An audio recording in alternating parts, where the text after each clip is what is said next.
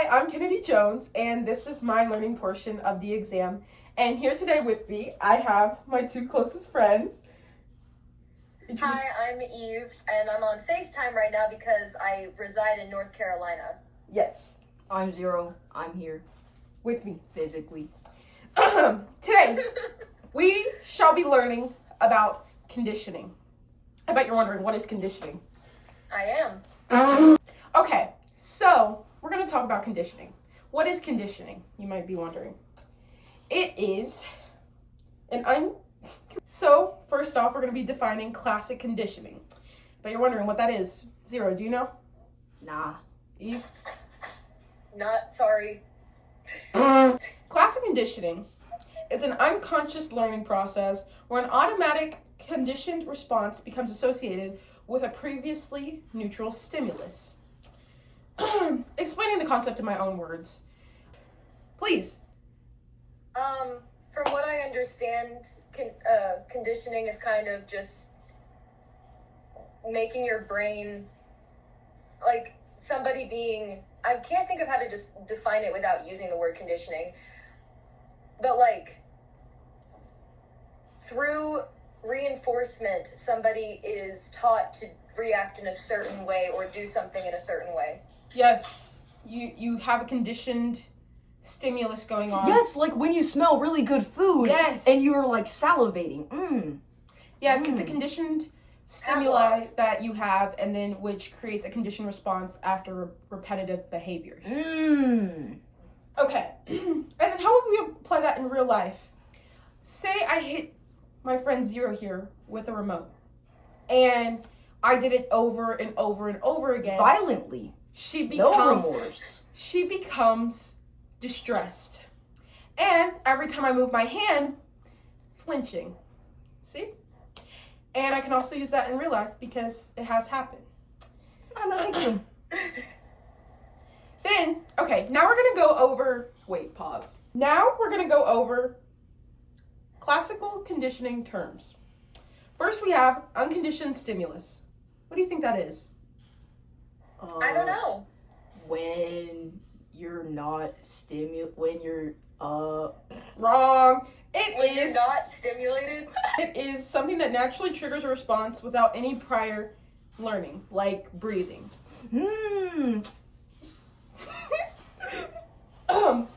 Then we have an unconditioned response, which is an automatic involuntary reaction to an unconditioned stimulus. An unconditioned response is an automatic involuntary reaction to an unconditioned stimulus that doesn't require prior learning. AKA, what's a good example? Breathing. Hit the nail on the head.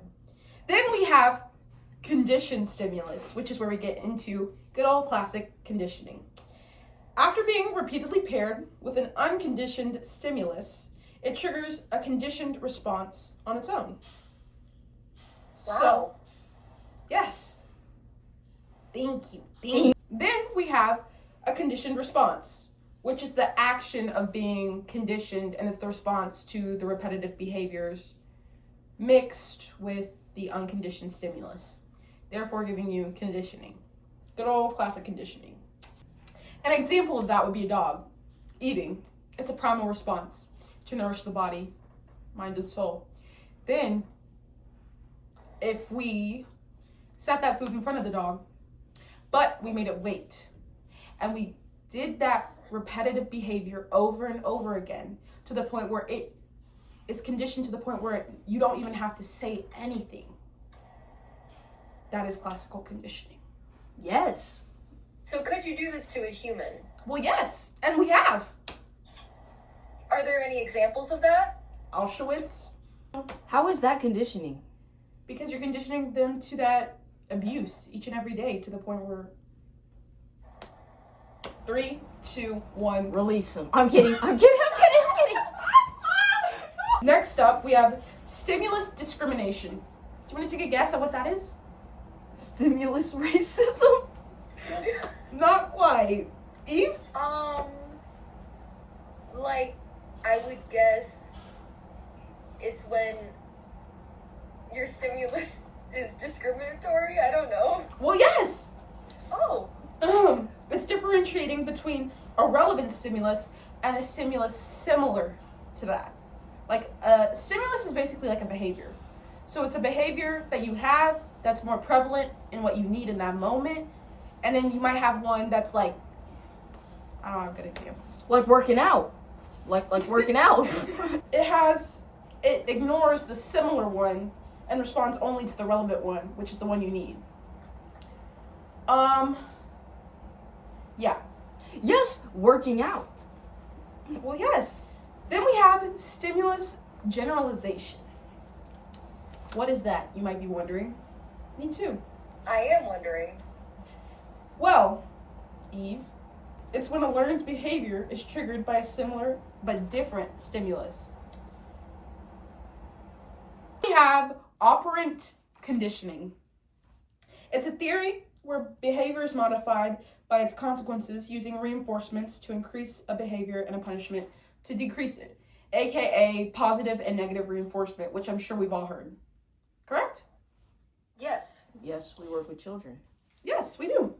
I'm a psychology major. I don't work with children. But you know. But you know, you're going to need I do know. it. And some of the key concepts to take away from that would be the reinforcement aspect, which is including the behavior, which is very important in forming this conditioning, the punishment, and the positive and negative. Now we're going to go over some key terms with operant conditioning. First, we have positive reinforcement, which I'm sure we've all heard of. It's the increase of a desired behavior. Like when a kid, like, when you get candy for answering a question, Yes. it encourages more participation. Positive reinforcement. And then when you repeatedly do that behavior, Encourages. you condition it. Yes. Then we have negative And reinforcement. if you like hit a kid for doing something, that's But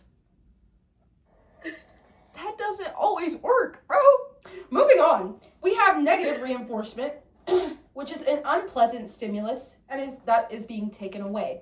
Which I low-key thought negative stimulus was kind of like you being your kids for them being bad, but apparently, like, I was looking up examples, and it's basically like you have a pain or a stressor or something, and it's being relieved. You do something to relieve it. Yes. Like medicine for a headache. Yeah. Yes. Then we have positive punishment. Take a guess on what that is. I really couldn't tell you. Me neither. Positive punishment is a behavior that's being weakened by adding an unpleasant stimuli. So, for instance, a kid gets in trouble for doing something bad, and then the parent takes away their electronics, something that means something to them. That would be a positive punishment. Now, I don't know why it's called positive, because it's not necessarily meant to be positive, but... It's not a positive experience, I guess. Yes. But It's not. Psychology tends to do that a lot. We've learned about other things that are called positive. Like, schizophrenia has, like, positive symptoms, but they're, like, not.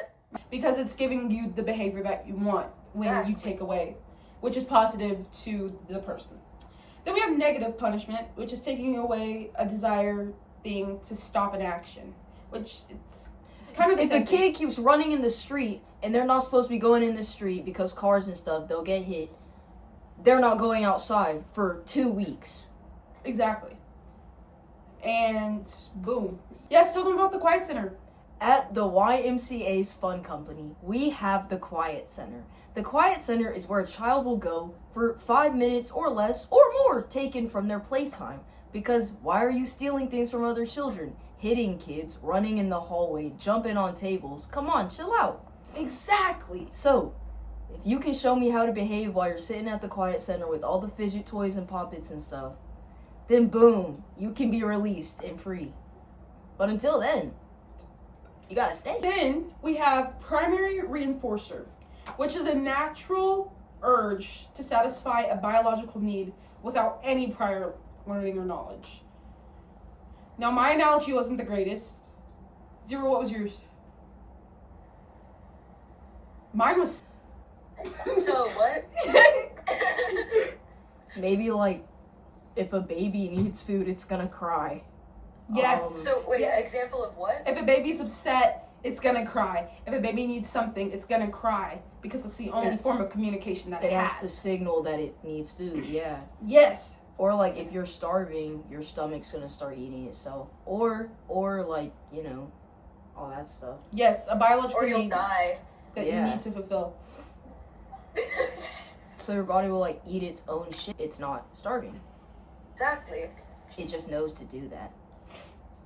So You learn something new every day. it's disgusting. Okay. Then we have secondary reinforcer, which is a non-basic need that becomes rewarding after being repeated.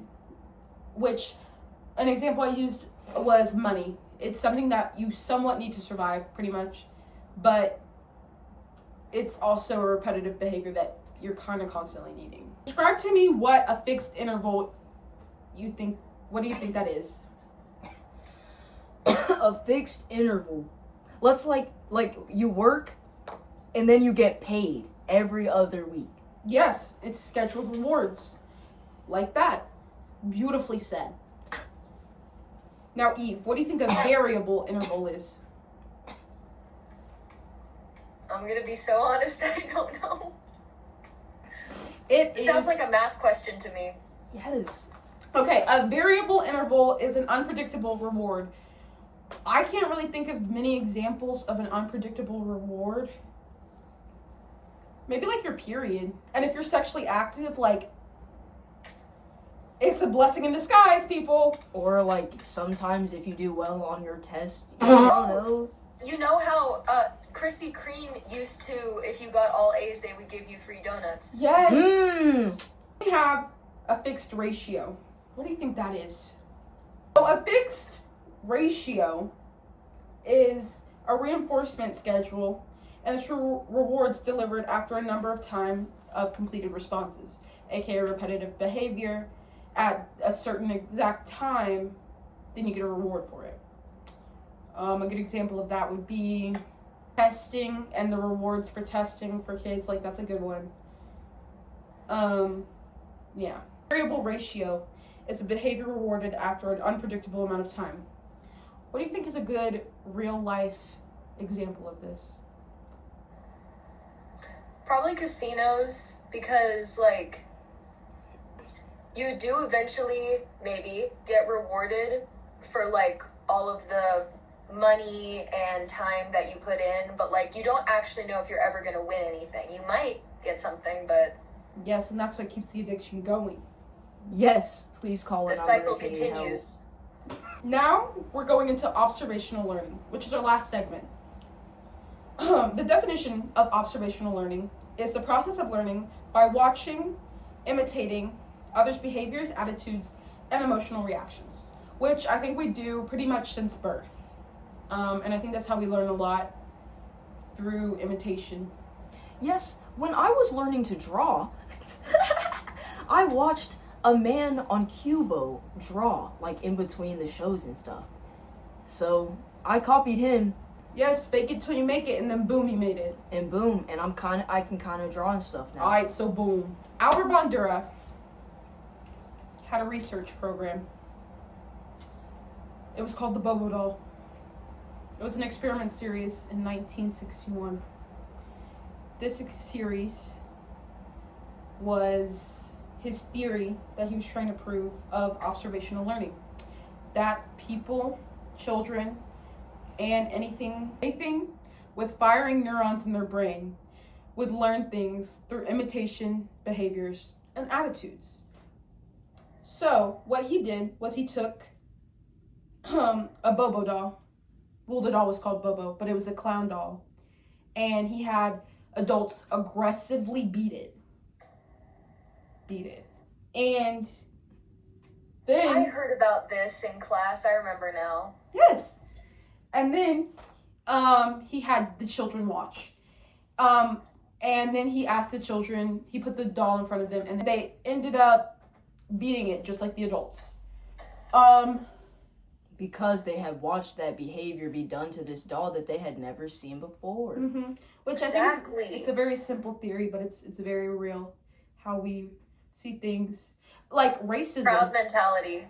Yes. And I was telling Zero that earlier. mob mentality. You literally brought that up, bro. You literally brought that up. Or I was gonna say like racism. Like it's, in my opinion, it's taught. I don't know if that like. Oh yeah, 100%. I think not even just racism, but basically any kind of prejudice against a small group, homophobia, transphobia, like all of that would go under, because I think it's all taught. Yes. Like we're not born hateful. Yes. I hope. Yeah. Everyone should know what diversity is, and they should like appreciate it. But I we think can't shit on people because of the people we're around, and then theology, religion, all of that plays into it, and then boom, you're affected, and you look at other people's attitudes and emotions, and you mirror them in order to fit in. AK leading into the mob mentality. But Exactly. there was also like Loki some also I remember reading the boys were way more aggressive than the girls, which also can like, I don't know, play into it in some weird way. But in the end, he came to the conclusion that observational learning is very prevalent in our society, and it's how a lot of us function from day to day. That's my learning portion of the exam. Thank you. Yo.